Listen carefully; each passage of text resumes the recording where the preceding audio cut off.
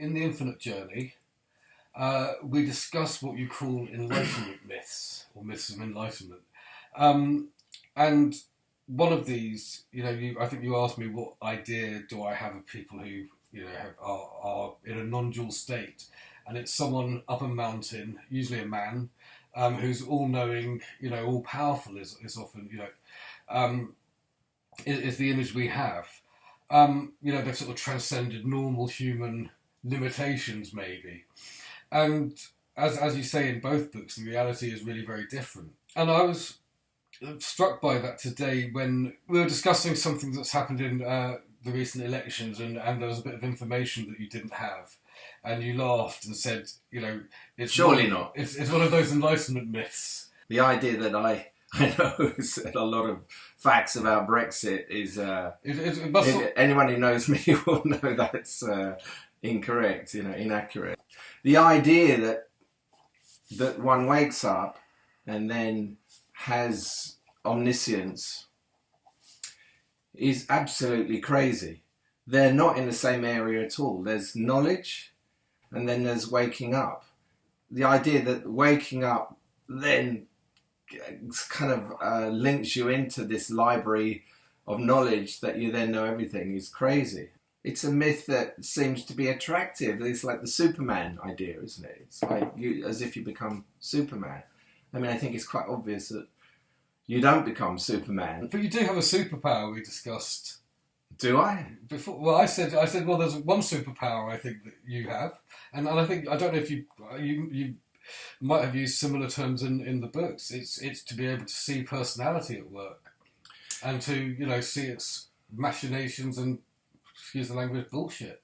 You see, I wouldn't call that a superpower, but I understand why you do. It's a bit like having X-ray vision. I think it's just an outcome of this, what is needed to wake up and to lose identification with personality.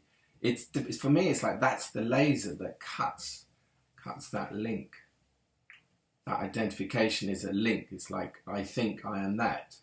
And the choiceless awareness comes in and watches personality and sees its activity and starts to see through it, and the belief in it gets undermined. Tell us about the knowing that comes from... Right, see, to me that isn't a superpower. That's something that we all have latent within us, and I would say that waking up means that one is perhaps more in touch with it. If you take away the idea that you are responsible and you're having this thought and you're doing this, if you take that away, what's left? That just made me feel a bit dizzy as you said it, Jez. Right. Amazing that talking to you, 2 years later, you'll just say stuff and I'll just... It was when you said if you just take away the idea that you're responsible, that you're having these thoughts. It's almost like a lid is taken off. The lid is the capsule of like, I am this thing, I am this personality, I am this being, and I am real. When that lid is taken off, there's no kind of limit to what you are, because we are everything, but we are manifesting in this form. And I guess what I'm saying is that also applies to thought and inspiration. The feeling of being in the zone, and we've talked about that. You're working on something and you kind of also almost know what to do next, or you know what to say. Every artist knows what that's like, otherwise they wouldn't be an artist. That's an endemic feature, a core principle of what being an artist is. I'm inspired. Something has come into me, inspired me to write this poem or paint this painting. And that same faculty is basically, when you take the lid off, it's kind of available all the time. When we talk about inspiration, that's like, you could say that's the knowing. That is, something knows where to put that bit of paint to make that eye look like it's glistening in that painting, or the exact tone to make that skin look rounded. I watched a program recently on Rembrandt, and here's this face that's been painted that's looking out at you through history, and you can see that guy, and you can see the blood in his cheeks, and you can see the glint in his eye, and the feelings almost he was feeling as he painted it. I know how hard that is, and it's almost like, because I know how hard it is, I can look at it and absolutely appreciate the genius, I guess is the only word. But what do we mean by genius? Is Rembrandt responsible for that? No, he's not. Rembrandt doesn't even exist. He never even existed back then, really. There was a being that was called, I've forgotten his first name, Rembrandt, who lived in Amsterdam at a certain period. But, that's the illusion. That's the same illusion that's going on with Matthew Worry or Jez Alborough. On the absolute level, there's no separate being. So if that's the case, that limit is taken off. There's no ownership of I'm doing this and I can claim this. So Rembrandt can't claim any of those beautiful paintings. So they belong to life. So for me, when I see programs or paintings like that, to me, the wonder is just phenomenal. Life creates the appearance of a human being with a hand and a brain and a faculty for capturing a likeness of skin using these pigments on a canvas. It's absolutely amazing. It's so easy for that to go wrong. To me, that's the mystery and the wonder of intuition. And in waking up, all that happens is one realizes that I'm not responsible for these words coming out now. They're life's words. So there's no claiming anymore.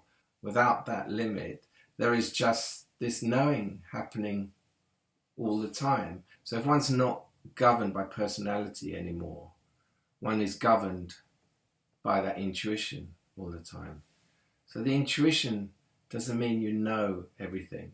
I don't have all the answers at all, but I know what is right in this moment for me to say or not say, or do or not do. So this links really with non-doing. In the personality, there's a lot of doing. What I mean by doing is action that is governed by personality. So an example would be if a painter paints a painting in order to be liked, that act of creating the painting is instilled with an emotion, with a need, with a hope, and all the trouble that comes with that, the tension and the stress, because of course it may not be liked.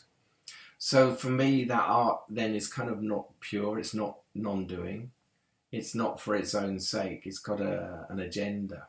So art without an agenda becomes non-doing. So if you can apply that generally, that's what I mean by non-doing. Can you give me an example of non-doing in your daily life, maybe? How does non-doing, does it happen in the kitchen? Pick anything. Cooking. Sure, non-doing, once again, it's like intuition. What do I feel to eat? What have I got in the kitchen to cook? How can I put it together?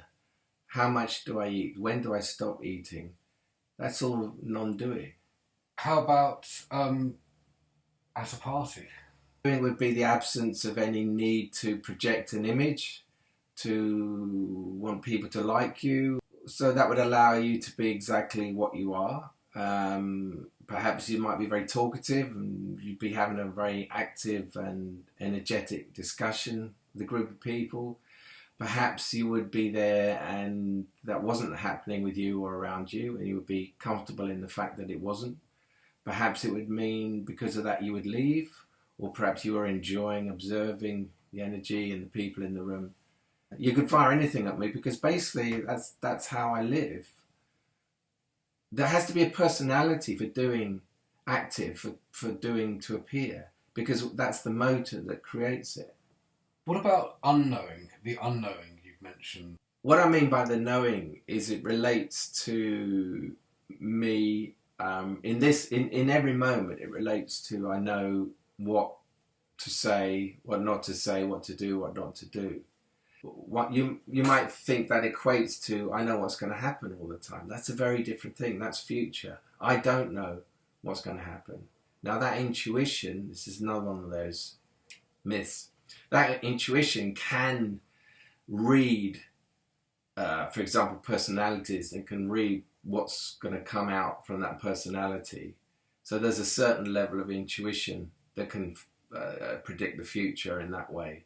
But in general, the idea of the omniscience again coming in, meaning that, oh, this is going to happen in the election, or that's going to happen, I mean, that's absurd. So one lives in this crucible of unknowing. Personality wants to know, because the personality feels safe through knowing everything. Well, it's a protection as well, isn't it? If I know everything, then I can be prepared for every eventuality. That describes a person who doesn't have the knowing. Because if you have the knowing, you don't need to think, what am I going to do then? Because the knowing in this moment knows what to do. So there's that knowing, but there isn't knowing of what's going to happen generally. And that not knowing is sacred. That's like the opposite of some personality thinking they know everything. It's like a tension. It's like, I've got to know this, I've got to know that.